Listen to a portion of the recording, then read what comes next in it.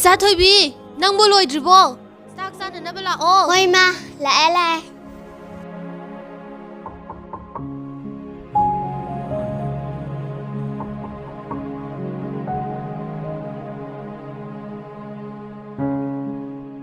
Ima, kay injang no? Kang soyoy na thongzile, nakuna sam to ro. Sak ising sana na ba taw? Hoi ma.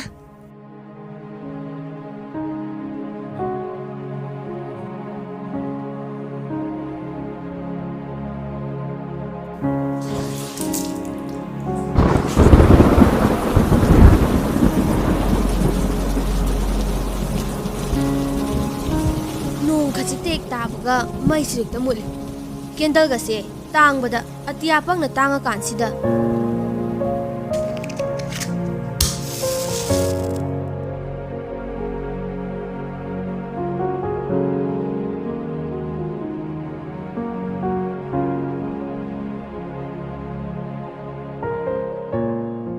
Ma, baba to yumda karang kanda halakani. Yumda asum lerdi nungaigani ko.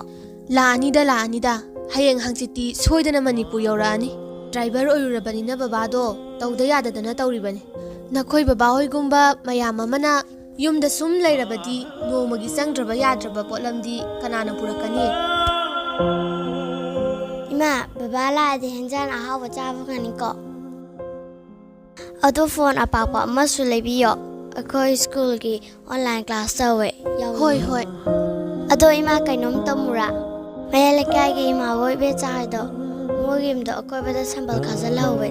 Dada ka anta do quarantine lebe do corona nara male. Ado ima koi su mark subsiko. Ado baba da su phone taraga hai ko. Ayam bakale.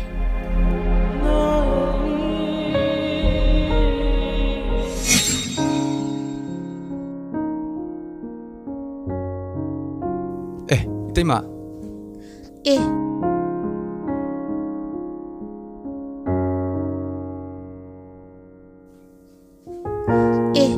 Uda kuire da inaudi. Thangduna kaidauge haribano. Kainoni dai tema. Sambal khanaba tai moidagi wamani da yange lakpani. Khana jainabaga yawbro. Nangnaga samanga haribasibo. Yawde dai tema.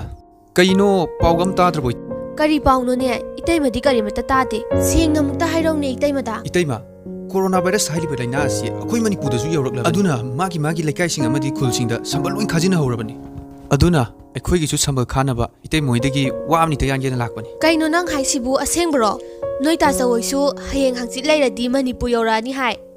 Khangdre da tawrise itaima masigi coronavirus hailiba laina asi mi amaga su longna gale hairi ne.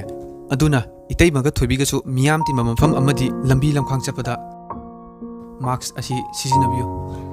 Adudi taima ai wamani kata yanzarugi ke. Hoi yaluro. Ima, kaidarage. Ha.